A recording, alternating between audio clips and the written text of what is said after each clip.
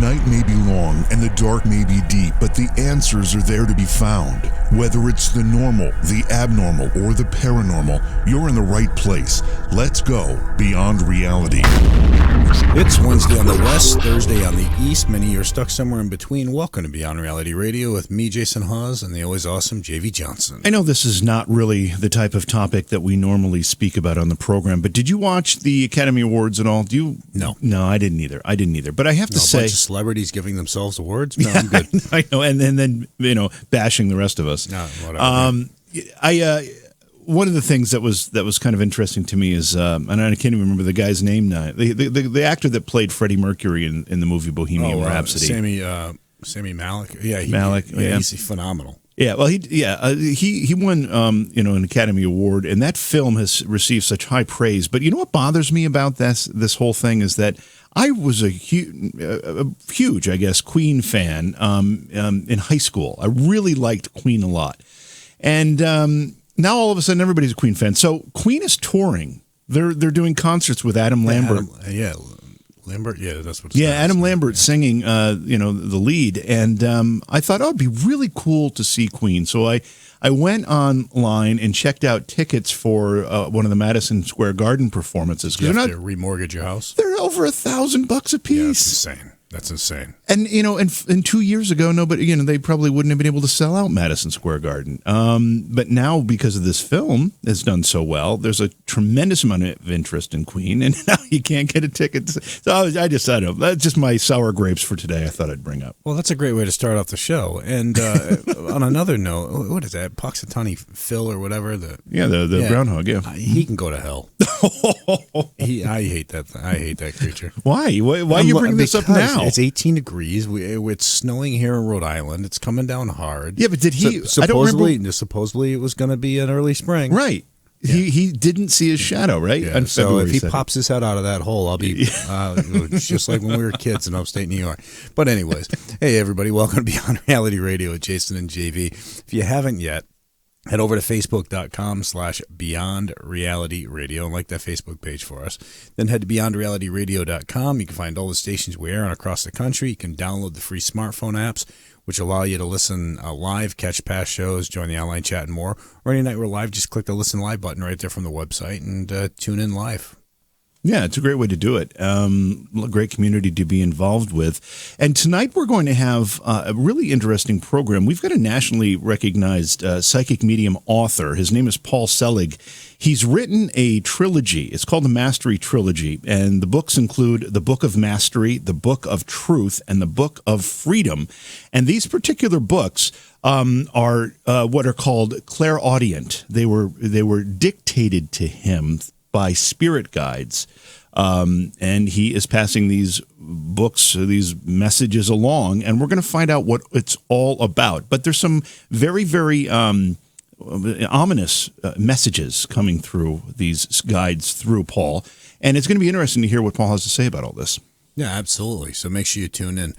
Tomorrow night, we'll be talking with Joe McQuillan. He's an author, and we'll be discussing his story of searching for his son, Christopher, on the other side. So it's going to be a very touching story. Yeah, I think this one's going to be a bit of a tearjerker. I don't know. I haven't heard Joe's story yet, but I mean, just the way it's being set up, it sounds to me like it's going to be very, very emotional. It's going to be one of those, you're going to want to have some tissues on hand, I think. Yeah, I think you're right. Friday, of course, is a best of program. As we get into next week, we've got some great guests lined up, including Jason Jarrell, who's a student of philosophy, anthropology, ancient culture, and the history of religion. We're going to be talking about Native American cosmology. Jason will explain the three realms of Native American cosmology and the supernatural beings who inhabit them. And that's going to be next week. We're going to have that discussion. So that'll be some great shows. If you haven't yet, make sure you head over to Beyond Reality Radio and subscribe to the show. And if you like the show, just do us a favor, take 2 seconds of your time and rate it for us. Helps push it forward and makes it easier for people to find, and we greatly appreciate that. That really helps us out. And we know it's being downloaded. I mean, the show's being downloaded, tens of thousands of times a day. Yeah. So, and we greatly appreciate that support. And the show wouldn't exist without you all. So, and we know that. So thank you. We appreciate you. We also appreciate the radio stations carrying the program. So if you know where Malta is, in the middle of the Mediterranean Sea, it's a little island. Yes. Yeah, so when you said Malta, I was thinking instantly alcohol, but go on. That'd be malt liquor. Yeah, I know. It's just you threw an extra word in there, an extra letter, I should say. Well, last week there was a storm that hit Malta that rained seafood from the sky. Okay. Thousands of fish fell from the sky. They were blown out of the ocean during this storm, and they fell onto the ground in Malta. And residents of Malta scurried about to pick up all these fish and save them because they're good eats. The people of Malta love their seafood, so they live off the ocean. It sounds like they've already been tenderized. Yeah. So, can you imagine though? Can you imagine being somewhere and having it rain fish? Well, they had that happen in China last year. Remember that water spout that it picked up everything from octopus and were dropping it on people's cars, and there was just a situation. They just found a whale in the Brazilian rainforest. Away from the water. That would be some storm to be able to pick up a whale and deliver it into the rain. They're saying that it must have created a strong enough wave that it went inland. But but whales aren't common to that area where it was anyway. So there's a lot of strange things there. There's also reported locust plague that is descending upon Egypt. These are the things of biblical prophecy. That's it. We're done. We're done, everybody. And that's why this discussion for the horsemen to come in and the blowing of the horn, the rapture's here. That's why this discussion tonight is going to be particularly interesting, because there is talk of Armageddon through these guides that Paul Selig communicates with. Well, that could definitely open up a can of worms and be a little frightening, because of course that is something that a lot of people believe is coming. And whether you believe it's coming from a political standpoint, or you believe it's coming just from a religious standpoint, or just society today. Mm-hmm. I mean, a lot of people are fearful that something like that is coming. And I don't know if it's just because we're doing this program now, that we're more paying attention to it a little bit more. But we had the red calf born. Yep. There's been these signs, and they keep popping up in the news that we look at and we read. And I don't know if that's always been going on, if there seriously is some concentration of these things happening now. It kind of makes you want to go back and watch that Demi Moore movie, The Seventh Seal, or whatever. And that was so kind of leading up to this chaos. We'll have to have somebody on who can analyze all of that stuff for us at some point. Yeah. All right, so we're going to take a quick break, and we'll get our guest, Paul Selig, on. You're listening to Jason and JV, Beyond Reality Radio. Did you know that online retailers like Amazon have constant deals that can save you money on the things you buy every day? It's no joke. Save 40%, 50%, even 80% on great products, and all you have to do is know about them. Noodle Shark is the way to be alerted when something good is coming your way. Noodle Shark is the social media page that lists great deals that not only save you money, but give you the deals before anyone else has them. All you have to do is find Noodle Shark on Facebook. Search it as The Noodle Shark. That's The Noodle Shark, because you deserve to save too. Become a shark and save. By the way, we'll be taking your phone calls later in the program, and our guest, Paul Selig, will be doing some readings, and we're going to be talking about that as we get a little closer, because they're going to be kind of unique. But again, our guest tonight, Paul Selig, psychic medium author. His website is his name, paulselig.com. He's the author of many books, including the Mastery Trilogy, which includes 3 books, obviously, the Book of Mastery, the Book of Truth, and the most recent one, the Book of Freedom. Paul, welcome to Beyond Reality Radio. It's a pleasure to have you here. Thanks for having me. So let's talk about how long you have been aware of your sensitivities, because it didn't, from what I understand, you didn't always have them. Tell us how this all happened. Well, I was raised something of an atheist, and I wasn't terribly woo-woo. When I was about 25, I began to investigate a spiritual life, really, I think more out of necessity than I thought that it would be nice to have one. And I had an experience in 1987. People said it sounded like a spontaneous Kundalini awakening. I just may well have been hyperventilating. I really don't know what happened, but it was an experience of energy moving through my body. And I started seeing little lights around people after that. And then I studied a form of energy healing, and I found out that when I had my hands on people, I could begin to access information for them. And that was the beginning of clairaudience, and then also clairsentience, which was the ability to feel what other people were feeling. And the channeling followed after that. So it was really a series of things, and it was an unfoldment. I mean, I was a college teacher for pretty much all of this time, for over 25 years at NYU. So I was doing my work very quietly, but the channeling is primarily what I'm known for now. Well, and Paul, when we talk to a lot of people out there who've either opened up and become sensitive or have some sort of a psychic ability, and a lot of them have had, whether it's near-death experiences or life-changing experiences, which took them and sort of empower them or open them up to this ability. So you think, well, I know your experience was very different, but you think that was the awakening for your abilities? I think it was catalytic to my beginning to access them. I mean, I had psychic experiences when I was a kid, but I never would have thought of myself as psychic, and I'm still not comfortable, with the word. It's just not something that I've ever worn very easily. But the experience in '87 was an opening for me, and what I did, I think, was I followed that opening, and my system has been developing since. When I was 25, I stopped drinking, I stopped doing lots of things, and found myself to be extraordinarily sensitive on the other side of that. And I think what I was doing up until then was really sort of suppressing my sensitivity in most ways that I could find. So was it always there? Perhaps. Did I have a context for it? No, not at all. I mean, I'm not a spiritual medium. I'm not seeing dead people. I have this odd ability to step into people that are living and feel what it's like to be there and often resemble them and then hear, what's going on. And the channeling, I think, came from developing in some ways my other abilities. My energy system, I think, was sort of set up for this. So once I became available to it, the guides that I work with began to work through me. Well, and we agree with you on the show. We're not big on the word psychic either. We always feel like with that there should be a 1-900 number attached to it. So the word we usually use medium or sensitive or things of that nature, just because that's more of it. It doesn't appear, when you think of psychic, a lot of times you think of the charlatans, but there's so many people out there who do have these real abilities, and it's not that they're psychic, it's that they're more sensitive to the energies around them or different things than most other people for whatever reason. I agree with you. Paul, let's go back to this experience that you had in 1987. Were you in any a place that was particularly poignant? Were you was it at a church? Was there something going on around you that may have facilitated this, or was it just completely random?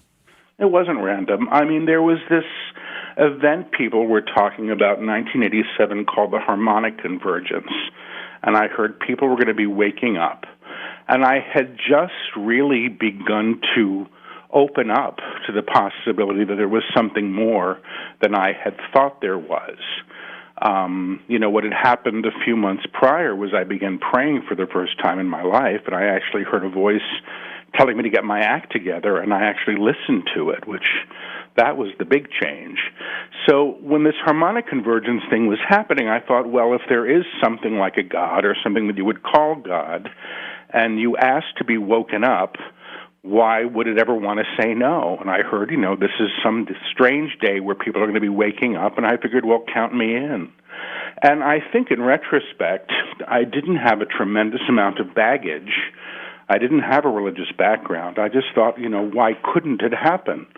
So I went up to the roof of the building that I was living in New York City at the time, and I asked to be woken up, and somebody had given me a crystal and a mantra, and I thought you needed those props to wake up. And then I had this experience of energy moving, up, and out through the top of my head, and it sort of left me there on the roof for some time. And for me, it was palpable. It was energy, and I could feel it, and I couldn't deny that something was happening. When I say I may well have been hyperventilating, I really don't know what happened. It turns out that the mantra that somebody gave me was a Kundalini yoga mantra. I didn't know what Kundalini was. I don't think I even knew what a mantra was at that point. I was just showing up for this thing. And all I know is that given who I had been and who I was, which was something of a skeptic, truthfully. I think having an experience that was somehow tangible was important to me. And, the work that I do with the guides, when I do these workshops, or even, in the books that come through me, this energy is present in the books, in the workshops. People that have never felt energy before can feel this kind of current running through them when my guides start to teach. And that's exciting to me because that means people can have their own experience of what exists beyond, this idea of reality that we've been, operating through. We've got about a minute here before we have to jump to break, but I wanted to ask for another clarification here. You mentioned you stopped drinking and you had other lifestyle changes. Were those changes a result of the experience, or were those changes one of the reasons you were opened up to the experience? I think it's when I opened up. I mean, I was, a year out of Yale. I was a grad student at Yale. I was having a very successful beginning career. And I thought my life would be solved by these things, and in fact they weren't. And I began to look for something more because my way wasn't quite working anymore. We have a lot more to talk about. We're going to get into the books, specifically the Mastery Trilogy, which is comprised of the Book of Mastery, the Book of Truth, and the Book of Freedom. We've got a lot more to go, and we're going to be taking your phone calls in the second hour of the program. Yeah, so take down the number. The number is 844-687-7669. Again, 844-687-7669. We're going to be taking a quick break. A lot more to come. You listen to Jason and JV, Beyond Reality Radio. We'll be back after this. Please support the program. Go to patreon.com/Johaw. That's Johaw. Our guest tonight, Paul Selig, psychic medium author. He's the author of a series of books known as the Mastery Trilogy. His website is his name, paulselig.com. A lot of great information there. And we're going to be talking with Paul throughout the course of the night. We will take your phone calls in the second hour of the program, and we'll do some readings as well at 844-687-7669. Paul, you're described as a medium for the living, which is a little bit of a departure from what we traditionally know a medium as. So explain how that works. Well, I mean, I seem to have this ability to step into other people. So usually, with a name and a sense of the relationship. So you say, I want to, I'm. If you're curious about your sister and you say your sister's name, I can usually step into your sister and I can hear her, or I can feel what it's like to be as her, and then sort of work as a bit of a switchboard between the two of you. So I can, tune into you at a higher level and your sister at a higher level and sort of broker, I'm not going to say a conversation, but an understanding. I mean, it's an interesting thing. I've been filmed doing it, and, I often, there was a TV show that was on a few years ago called The Unexplained, where I was just doing readings for people. And I stepped into the son of a woman. She said she had issues with her son, and I stepped in and I actually somatized the son, and it turned out he had cerebral palsy. And you can see me as I sort of take on his stuff and his physicality. I didn't know what was going on, except this is what my body was doing, and I was able to tell her what I was hearing from him. And it turned out in this case, this is a boy who had actually never spoken. He had been without speech his whole life, so it was quite something. So the medium for the living stuff is, it seems to be that if people are still here and they still have a body, I can hear them at a certain level. If people have crossed, that's not really my ability. Sometimes they'll come through. If you ask about somebody that's no longer here, I may feel them as they were, so I do some of that. If people have unresolved issues, say with a parent who's crossed, I can still tune into the parent, but I'll get them as they were and tune into the dynamic. And again, there's this sort of physical thing that happens where I do seem to sort of, take on their features and their mannerisms. It's really interesting to me. I don't understand how it works. But that's that work, which is actually rather different than the channeling that I do. When I'm channeling, I'm taking dictation from my guides, and they're sort of stepping into me. And when I'm working with other people, I may be hearing for them, my guides may come through, but some of what I'm doing is tuning into them. So if you were to come to me, the first thing that I would do is step into you and feel what it was like to be you and see what you present as. That's really simple, and what I hear from you about what's up. So would you consider yourself sort of like a radio? Because everybody gives off vibrations. Everybody gives off their own frequency.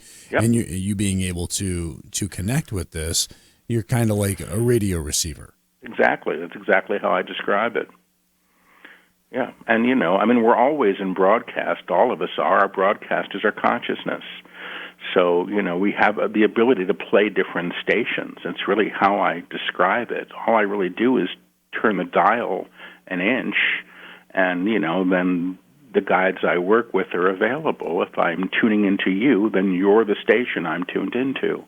That's exactly what it's like. Okay, well, let me ask this, though, because a lot of sensitives and mediums out there have a hard time shutting themselves off, closing themselves off for this, so they can have their own time. Mm-hmm. Are you able to close yourself off, or is it something that it's always wide open? You're able to sort of stop people to a point from coming in, but they still bleed through? When I first started opening up and I didn't know what my abilities were, I was taking on people's stuff without knowing it. So if I was riding the subway and my left shoulder went out and I turned and the man next to me who just gotten on had his shoulder in a cast, I realized that I was picking things up. Initially physically, although that's not so much what I do anymore.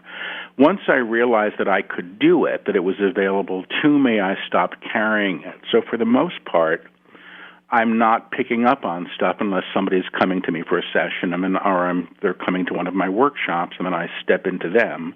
And it's productive. It's, I'm doing it for a reason. The only time that I sort of get hit with stuff that I'm aware of, at least lately, there may be other things that I'm less aware of, but if somebody's angry or talking crap about me, I can usually feel it, but I don't know who it is. You ever heard that old thing, your ears must have been ringing? Sure. Yeah. That's really what it's like, except it can feel more like a poker in your ear. And when that first started and I first sort of understood that that's what was happening, I asked my guides, what are we going to do about this? And they said, well, as long as you care what people think about you, this is going to be an issue. So it's my issue then to rise above that and to move beyond my attachment. So I really don't know that I can, carry something that I'm not in co-resonance with. But because I've experienced a lot of things, as we all have, I know what it's like to be in emotional pain or in joy. When I tune into somebody else, I'm actually using my own history sort of as a barometer for what things feel like. So if I step into you and I want to cry, I know that that's what's coming up. And it's useful for the information. I just don't stay there. I step in, I feel it, and then hopefully I move on from it. Well, let me ask this, though. You're able to pick up on people. You're able to pick up on their vibrations, take on their characteristics at times. Now, so these are feelings, these are sensations that are coming through. Are you also able to see deceased people from who've passed on, or are you just able to feel them? Well, I'm not really working with the deceased. So occasionally I'll do a session for somebody, and I'll see somebody in the reading who's, say, dressed up like it's 1976, which is usually a pretty clear indication that they're on the other side. But I'm generally surprised when that happens. So I'm primarily a clairaudient, which means I hear. And I'm hearing information from the people that I tune into. Well, and why I wanted to ask that was... clairsentient, which is I feel. The visual comes up sort of as backup. Well, and that's why I was asking that, because a lot of times that tends to bleed through on people who are more dealing with feelings and the sensitive aspect of it. A lot of times those spirits bleed through, and there's periods at which people are able to see them, and most of the time they're not. So, yeah, it's happened, and I'm not comfortable with it. I once was doing a reading for somebody, and I had a searing pain in my leg, as I was reading, and I didn't understand it, and I assumed it had to do with the client. She kept saying, I've had no pain like that. And as the reading went on and the pain kept continuing, I learned that she told me her father died with nerve damage to the legs, which was extraordinarily painful, and it was the Father coming through asking to be known. But because my work really isn't with those who have crossed, I didn't understand it at the time. The moment he was acknowledged, the pain stopped, and I was able to bring through information. But I don't call myself a spiritual medium because my work is rather particular. It's with the guides that, come through me and write these books, and then with the living, the people that come to the workshops, the people that come to talk about their lives.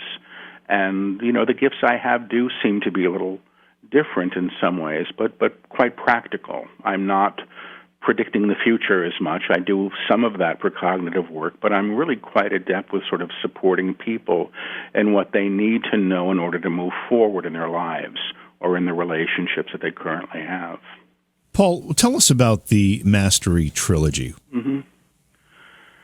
Well, the Mastery Trilogy, it's actually the fourth, fifth, and sixth book to come through me. The first book, called I Am the Word, was actually, that dictation began exactly 10 years ago yesterday, and I wasn't expecting it. I wasn't expecting ever to channel a book. I didn't know that it was possible.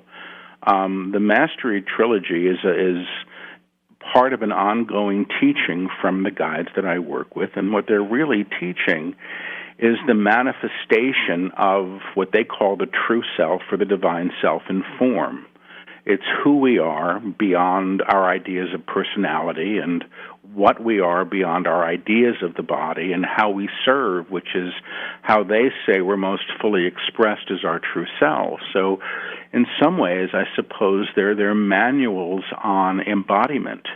In the very first book, the guides said this thing. They say, and they use the term Christ sometimes, and they define it, and they say their definition of Christ, as they work with it in their teachings, is as the aspect of the Creator that can be realized in material form. They say it's the truth of who everybody is, and there's other names for it: monad, eternal self. They use these different names.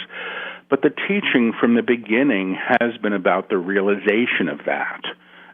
Initially, I thought it was just about, becoming a happier, more spiritual person. But as the teachings have gone on, they're really talking about a radical embodiment of the divine, which they say is here and is seeking to express as and through us. It's the truth of who we are. So the Book of Freedom was the last book in that series, and they're really teaching us there about the limitations of being in agreement to all of the inherited information that we've come into. They say we're all operating in an octave, a shared octave of experience. They don't talk about dimensions, they talk about octaves. And what they're doing is they're lifting us to what they call a higher octave, or they call it the upper room, which is a level of consciousness where we can have a very different experience of being. I should probably say, I don't write these books. I literally sit in a chair. Yeah, I was going to ask you what a channeled book was. I mean, it's pretty obvious to me what it is, but I think maybe you should explain it. Well, there's no writing involved. I think I wrote the introductions to a couple of the books in my own voice, but these books were dictated, and they're all it's all a verbal dictation that's then transcribed, and it's the unedited transcriptions of these lectures that come through me from the guides, which comprise the books. The last two books in the trilogy were dictated entirely in front of students in workshops all over the country and in the UK. So there's no editing involved. I'm literally sitting in a chair with my eyes closed. I tune into the guides. I'll hear one phrase repeated incessantly, and the moment I give that phrase voice, the guides, come through with a whole lecture beyond it. They'll usually speak for about 30 to 45 minutes, and that will be a section of the book. So none of the books took more than, I think, 30 days of dictation. The first book, because I was channeling daily, took 2.5 weeks, and that was the book, that was the entirety of the book. So it's an interesting process, but there's really no writing involved. I don't actually read the stuff until I see it come back from the transcriptionist, and the rule is I can't change anything. So occasionally there'll be a mispronounced word that'll get corrected, or I will have been speaking so fast in the channeling that I'll skip over a the or an and, which is apparent once you hear the recording. But that's the extent of any editing that ever happens with these things. So you say recording. So are you speaking these words as they're being delivered to you? You're not. Oh yeah. It's all spoken. There's and no it's writing. Recorded. Gotcha. Okay, Paul. I just need a little bit of clarification here because there's a bit of confusion. People are talking about it in our chat and stuff. The guides that channel through you and give you these words. Who are they? Are they the spirits of deceased individuals or something completely different? It's something different. They're teachers, and they're operating at a higher level of consciousness, and, they're coming through specifically to support us and humanity in our own awareness of our innate divinity. This is my understanding of it, so it's not like, my great-uncle Fred. It's an old teaching, they say. They say they've been bringing this through in different forms for thousands of years, and I understand, what they're speaking to. They say some of them have been in form, and some of them have taken bodies, some of them have not, but they describe themselves as teachers. In the first book, they use the term ascended masters. It's not a term that I was terribly comfortable with because it has some baggage. And the name that they've given, and it's the name that I've been hearing really since the beginning of this, but in the Book of Mastery, actually, which was the first book of the trilogy, they do say if you want to call us something, you can call us Melchizedek, which is a teacher. It's also a lineage of priests that, dates way, way back. So that's who's coming through, and that's who's delivering the books. Now, the third book, the Book of Freedom, the third book of the trilogy, is different than the others in a sense, isn't it? Yeah, they're all different. They're all holding a different vibration, literally. The books themselves are attunements, and it's interesting. If you go onto Amazon and you look at the reviews, people are saying, I'm reading the book and my body is vibrating. I'm reading the book and I'm seeing auras. This has been happening since the beginning. So the guides say, actually, there's the words that exist on the page, which is going to provide an intellectual context for the reader, but that the real book is the energy that's informing it. And the Book of Freedom is a teaching of freedom, the true self, they say, the divine self that you are, that I am, that we all are, they say is always free. And aligning to that really means we get to move beyond the ideas of limitation that we've inherited. They say it's as if we've been operating with, a false ceiling above us, and what they're doing here is they're punching a hole through the ceiling so that we can access what exists beyond. And in order to do this, we really do require kind of liberation from what they call the data of history, the informed structures that we've been living in, whether they be religion or government or even just the names everything has been given. They say if you look at the room you're in right now, everything that you see was named by somebody who came before you. We know what things are through these common agreements of what things have been, but this is only one way of perceiving reality. And what they're teaching, and they call it the kingdom, and they say the kingdom is the awareness of the divine in all manifestation. In order to perceive that, you have to align to the level of consciousness or the level of frequency or tone that the kingdom exists in. And they say that the kingdom is here. It's always been here. It's simply another octave, another level of vibration. They say everything exists in multiple octaves. You can play the note C on a piano into infinity, beyond what the ears can hear, but that doesn't mean that the note isn't playing. And they say that the higher reality is present with us now, but we're operating in a dense vibration, and consequently we've sort of precluded our experience of it. And what they're doing in all of the books in the series, and in the Book of Freedom as well, is they're working on the energetic field to realign the reader to support their ability to claim what they say is already there, which is the true self in its expression. And that's the easiest way I can try to describe it. We have to jump to our top of the hour break here. When we come back, I want to get into the idea, Paul, that you say that the guides are now saying or have said that humanity is at a time of reckoning. What does that mean? We'll cover it at the other side of the break. And we'll be opening up the phone lines as well as at 844-687-7669. Again, toll free at 844-687-7669. You're listening to Jason and JV, Beyond Reality Radio. We'll be back after this. Please support the program. Go to patreon.com/Johaw. That's JOHAW. We are going to bring our guest back into the program, Paul Selig, in just a few minutes. I wanted to mention something. You know how there are certain stories throughout history generally, I'm talking about true stories, that just fascinate you. You know, there's certain things that you just, you marvel at and you're just kind of obsessed with and you're just fascinated by. Yeah.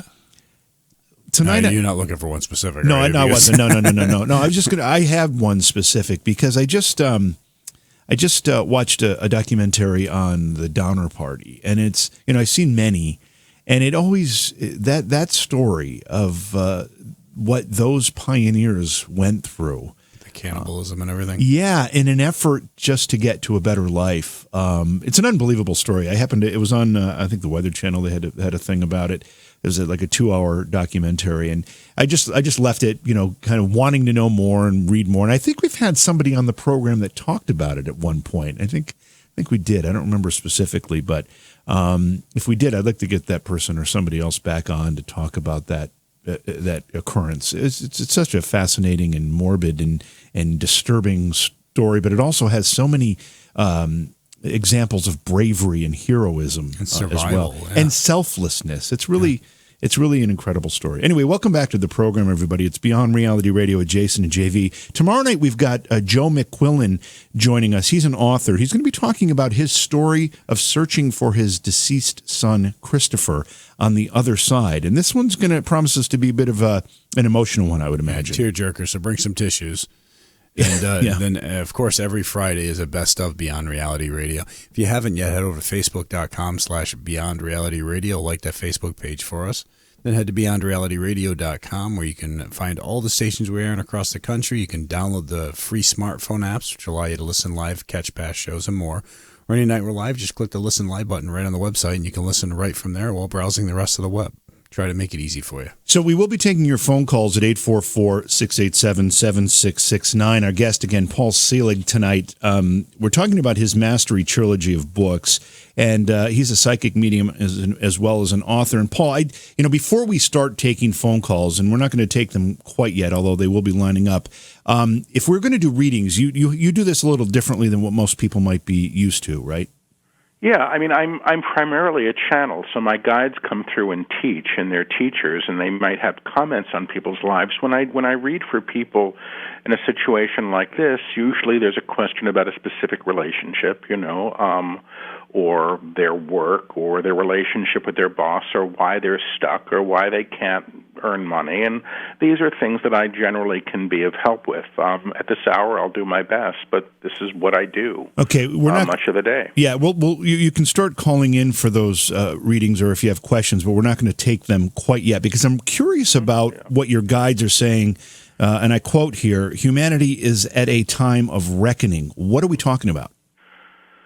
Well, they said this in the very first book, which was dictated 10 years ago. They say humanity is at a time of reckoning, and a reckoning is a facing of oneself and all of one's creations. And they say everything that's been created in fear needs to be recreated or reknown in a higher way. They say the action of fear is to claim more fear, and they say look at every choice you've ever made in fear and see what it got you, and you'll see that it's more of the same. So they say this is a time of great opportunity, but they also say that what's happening now is the equivalent of having your backyard turn into an archaeological dig. They say everything that's been buried, even 5 weeks ago or 5,000 years ago, is coming to the surface to be seen, to be reknown. And they say if you look at an archaeological dig, it doesn't look very attractive. It's kind of a mess, and that's sort of where we are now. But this is all opportunity.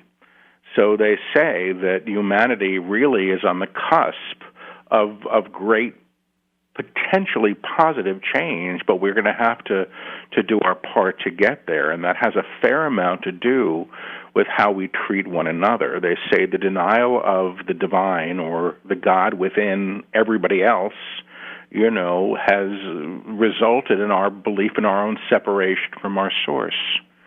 And they say, you really can't be the light and hold another in darkness. It's just an act of hypocrisy. And it's what we're left with at this point because we've been doing it a long time. So they're here to shepherd us, I hope, into sort of a higher way of perceiving ourselves. But the reckoning is a facing of oneself, who we are and how we've been treating one another, I think.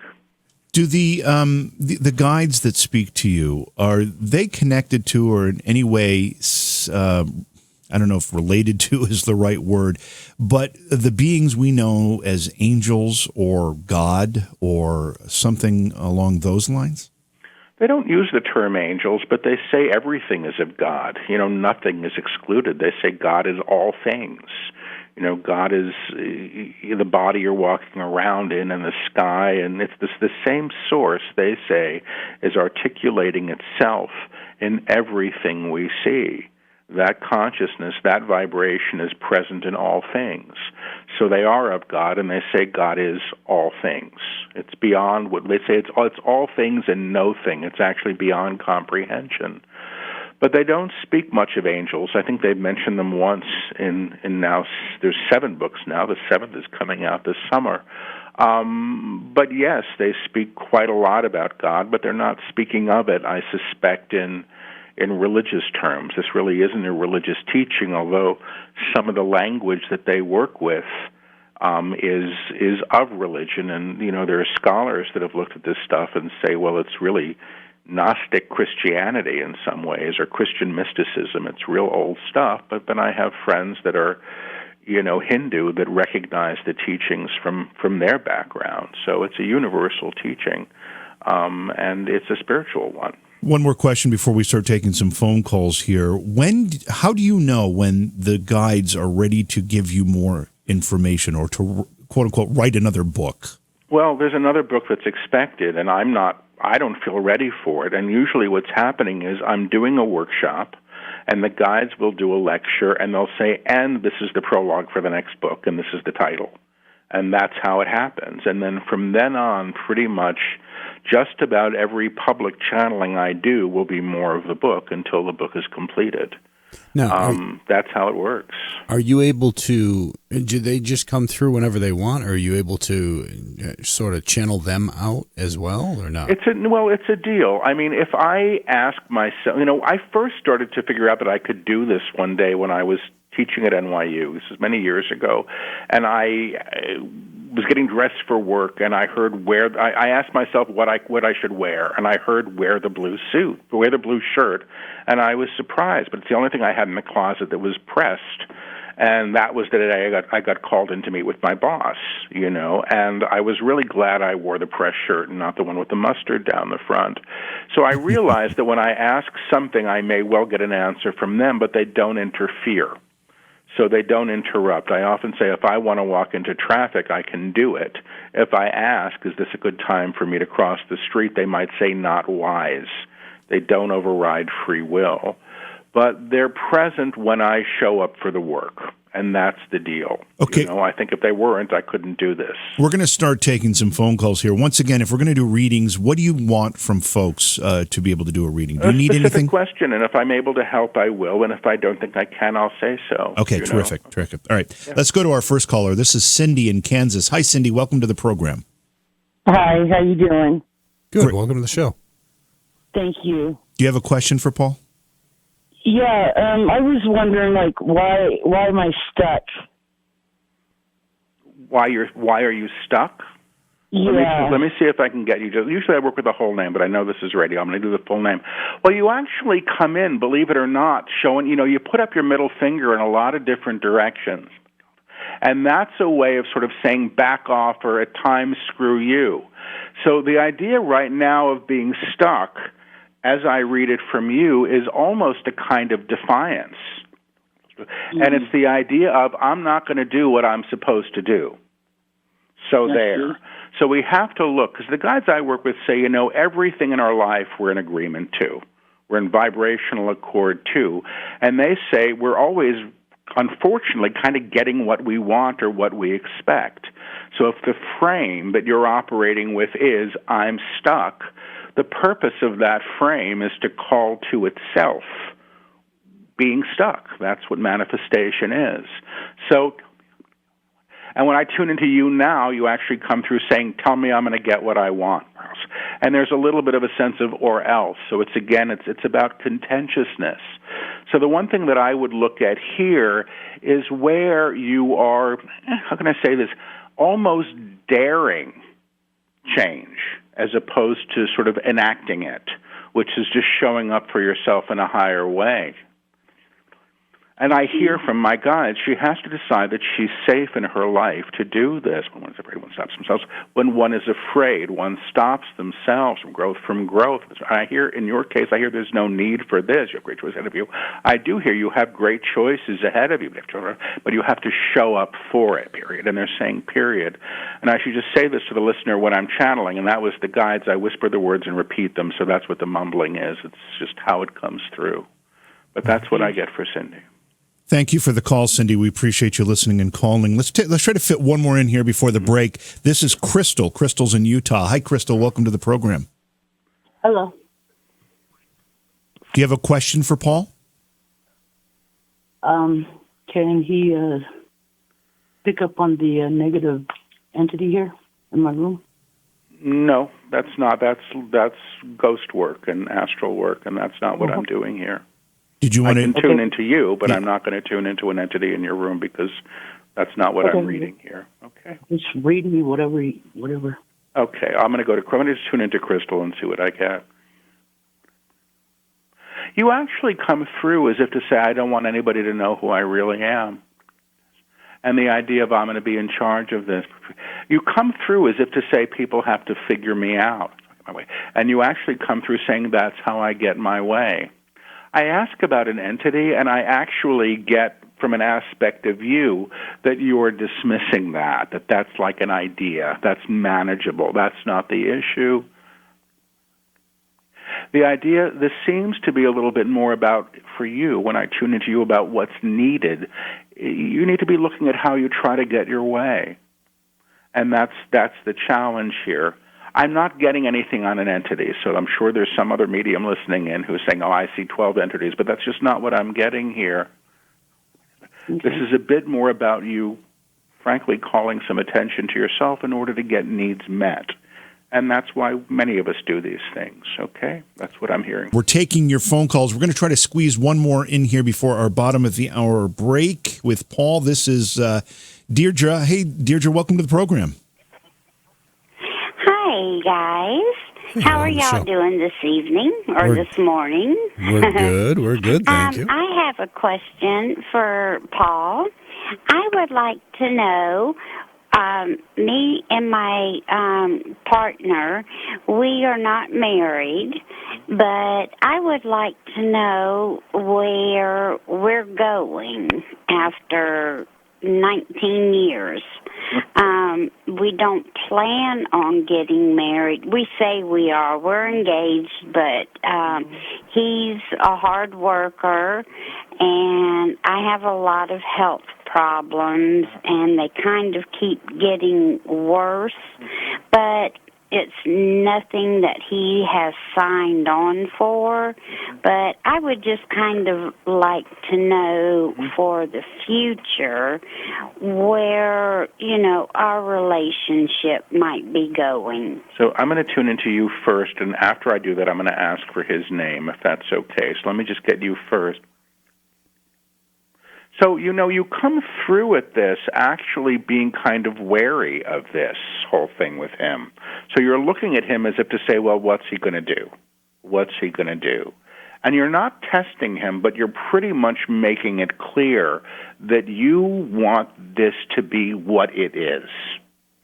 I don't hear, when I tune into you, I actually get a no on the marriage thing. Can I have his name, please? Don. Don, let me see if I get him. He comes through with an arm around you. And it's an easy arm. When people put an easy arm around somebody else, that means they're not really controlling. But the guy, the arm's a bit of a noodle. It's not constraining you, but it's not going anywhere either. So I actually don't feel that this guy has any desire to go any place other than where he is. And when I ask about the illness stuff or the health issues, I kind of get a shrug from him, like, well, what are you going to do about it? Like, that's what happens.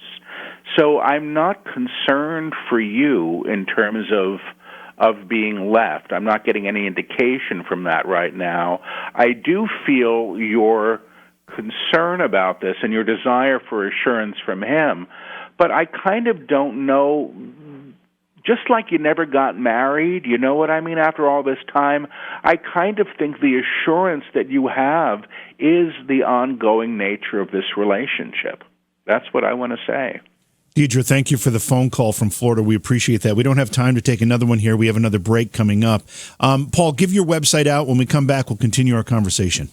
Sure. It's PAULSELIG, paulselig.com. All right, and the phone number is 844-687-7669. Again, toll free at 844-687-7669. You're listening to Jason and JV, Beyond Reality Radio. We'll be back after this. Looking for our guest's book? Go to Amazon.com/shop/JVJ Taps. Welcome back to the show. It's Beyond Reality Radio with Jason and JV. We're talking with Paul Selig tonight, author, a psychic medium. His website is his name, paulselig.com. He's the author of the Mastery Trilogy, a set of books, plus some other books as well. But the books we're talking about tonight, primarily the Book of Mastery, the Book of Truth, and the Book of Freedom. We're also taking your calls at 844-687-7669. Before we go back to the phone calls, Paul, I want to ask you about the current state of the world and what your guides are saying about it. We've got a lot of strife and a lot of tensions and a lot of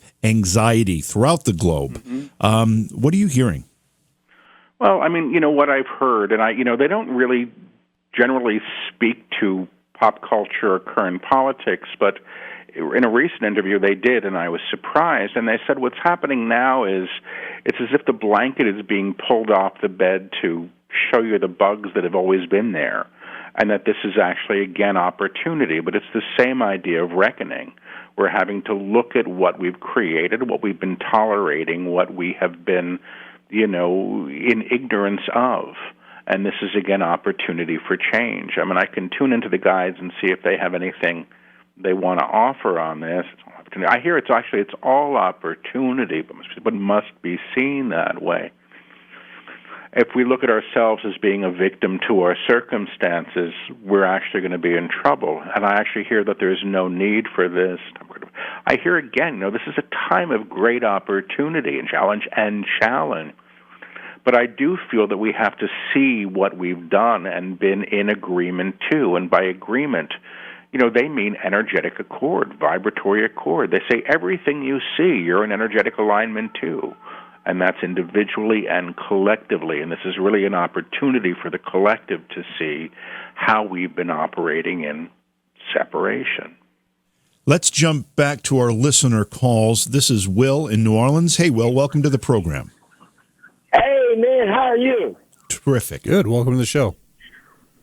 Hey, man. I don't know my mom, and I don't know my dad, and I've been encountering a lot of things, like in the last 3 years, like up and down, up and down. I almost died a couple times. Can you tell me something about my life? Because I'm seeing dreams, and the dreams are showing me what's going on in my life, like as far as future goes. Can you tell me anything about me?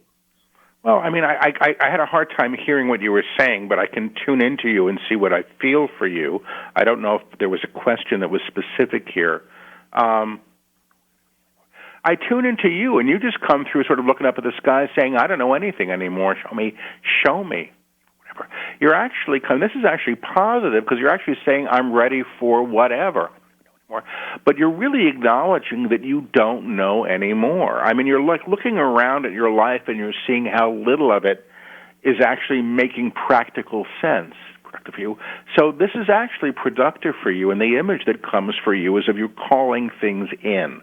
Now, when people call things in from a high level, that's actually high manifestation. So let me see if this means anything practically to you. What I hear in your voice is it means I get out of my way finally. And I actually hear you've been in your way much of your life. And it's time to move beyond that. I don't know, it's practical. And actually, in this case, I don't know, and saying I don't know is positive because it allows for the other to come through. That's what I hear for Will. Well, thank you for the phone call. Hope that helps out. Let's see. Let's go to Greg. Greg is in Colorado. Hey, Greg, welcome to the program. Hello. Love you guys. You have a great show. Oh, thank you.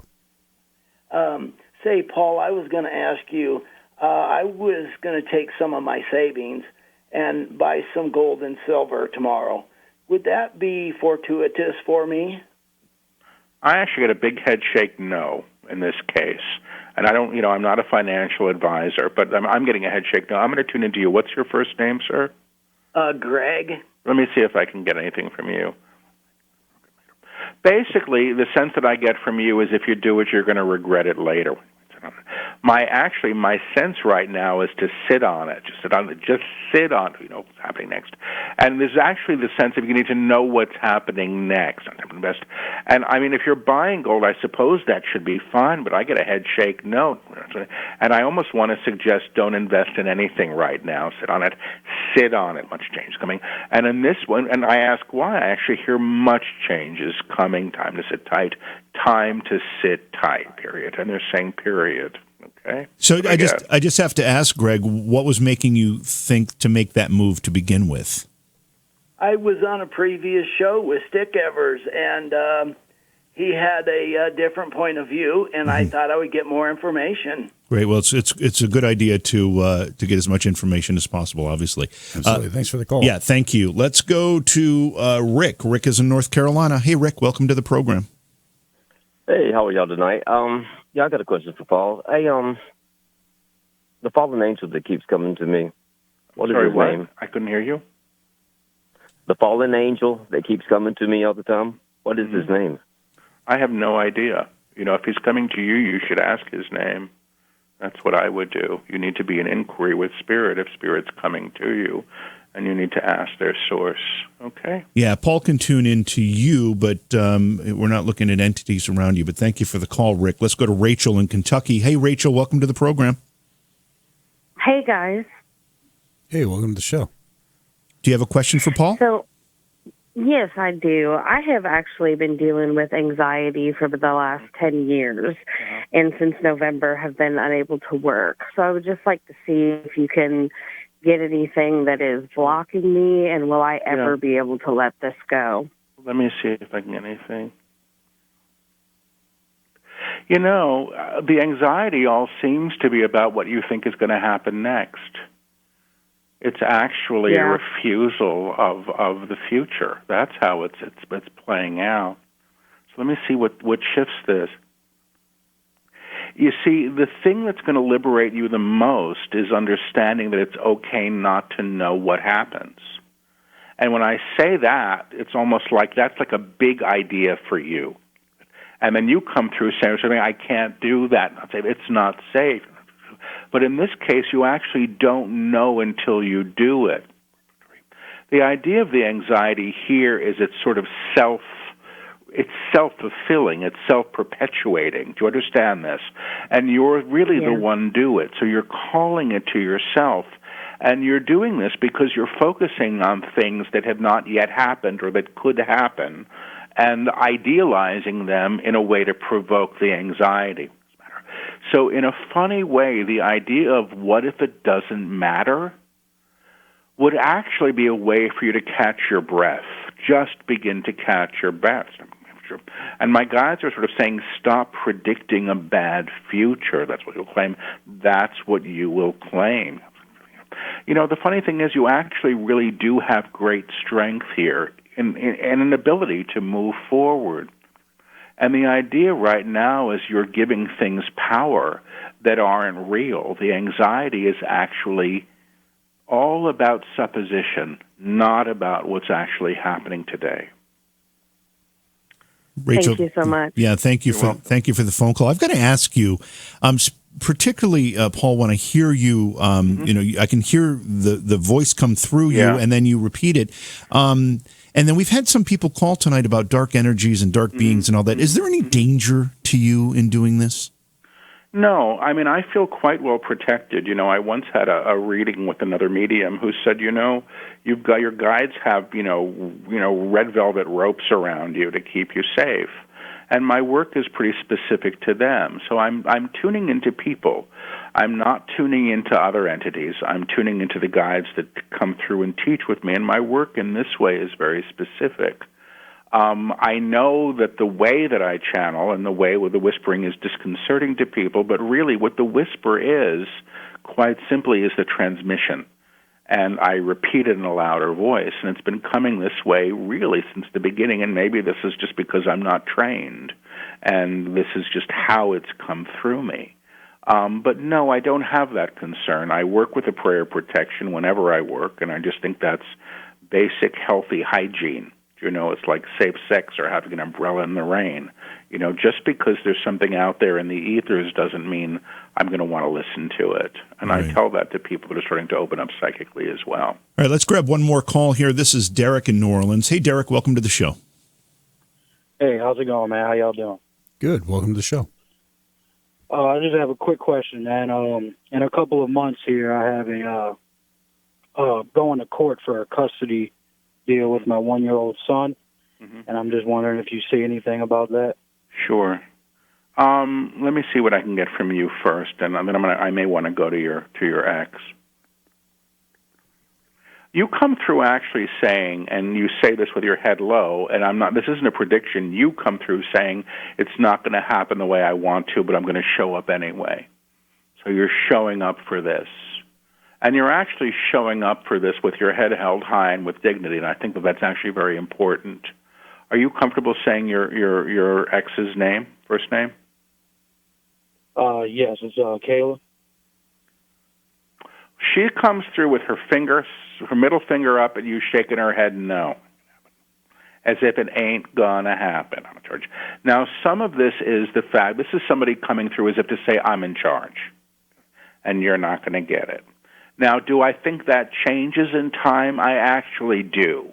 I don't know I don't know if what the nature of the custody is, but I actually am seeing somebody going, I'm assuming this is the child going back and forth. But right now she's coming through quite defiant, I want to say, and her energy is on my terms. I hear from my guides to you, show up in your dignity, then you will get the best answer. Then you will get the best answer from the situation. So I'm not going to predict it. Right now what I'm getting from you is it may not go the way you want, but I actually think in time this relationship with the ex will relax enough to work things out somewhat differently. Okay? Thank you for the phone call, Derek, and thank you for listening to the program. Paul, you do workshops all over the world. Yeah. You see a lot of extraordinary things. What's one of the most extraordinary things you've seen at one of your workshops? Well, I guess it's what I've experienced. I mean, I did, the guides bring through these attunements to energy, and, it's palpable. They work with people. They get them working with the energy, and they brought through an attunement, which is an attunement of embodiment. It's the claim, I have come. And there was some guy, and it was at a workshop in Houston, this is just a few months ago, who'd been quiet for the whole workshop, and I didn't understand the attunement until the guides actually asked the man to stand up and claim it. And the aspect of itself that claims I have come is the divine self. And we all felt, the entire room felt, these sheets of energy flying off this man. I mean, it was astonishing to me that the energy could be that palpable. And this is this humble older man, who showed up and claimed who he truly was, and then was able to transmit that energy.